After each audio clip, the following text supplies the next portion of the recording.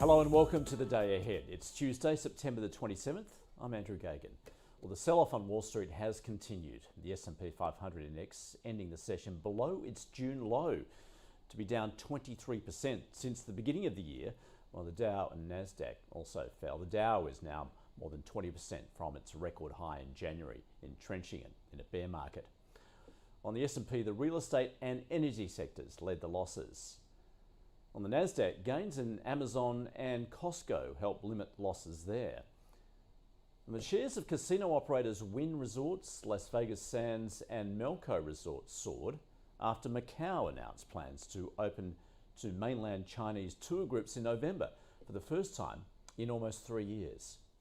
And Wall Street's fear index, the VIX, was up around 6% on the day, approaching its highest level in 2 years.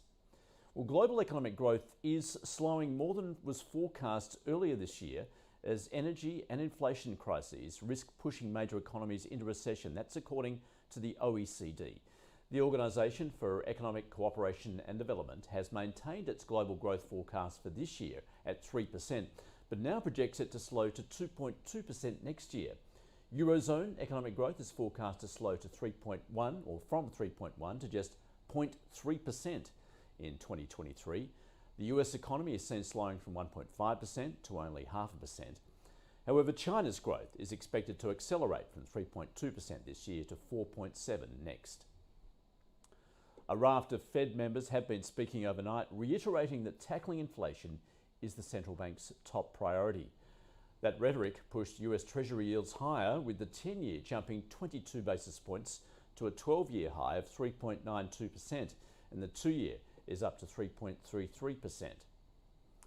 And the Bank of England Governor, Andrew Bailey, has said that the central bank will not hesitate to raise interest rates if needed to meet its 2% inflation target. That helped the pound recover after falling to its lowest ever level against the US dollar.